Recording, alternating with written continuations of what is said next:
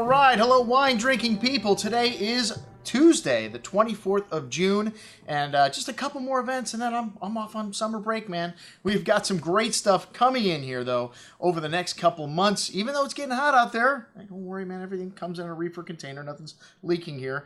And these Nebbiolos from 2010, well, you probably could keep them in the trunk of your car for a couple of weeks. These are big, huge, enormous little monsters, and I'm trying to get my hands on everything I can from this vintage. 2010 looks to be one of the greatest vintages from the Piedmont in recent history. Here's a producer that we have been doing business with for a long time, Pelissero. We've had Mr. Giorgio Pelissero in here to do winemaker events, and what an incredible gentleman he is. And his wines, 38 hectares of vines. These guys produce juice only from their own grapes. Some of the top crews in Barbaresco, one of the most respected wineries in this region. Every time we show his wines at a tasting, they are big hits, like the Barbera Tulin, which we showed at our best of tasting. We sold a bunch of that. 2009, an outstanding vintage for Barbera as well. Very good for Nebbiolo also, but 10s just have this incredible extra layer of richness and structure that you only find in the best vintages. And these guys, they're Nebbiolo, they're entry-level Barbaresco. What an incredible value to think you can find one of the greatest producers' wines from the Piedmont. And this guy only makes 250,000 bottles. That's nothing. That's tiny.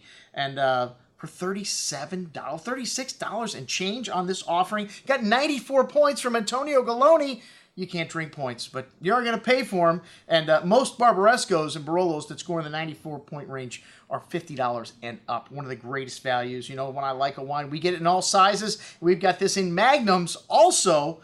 Just a few dollars more than, twice the price. An incredible entry-level Barbaresco. You could keep this wine for 20 years. We still have some 1996 Venuto, which is one of the crews that he does. And they've also got a blend called Long Now, which is a Barbera Nebbiolo blend, which is fantastic. Hey, their Dolcetto got 90 points from Galloni. You think Galloni just loves this guy? He's just a kind of a new school producer. He does age his wine in barrique, new French oak barriques.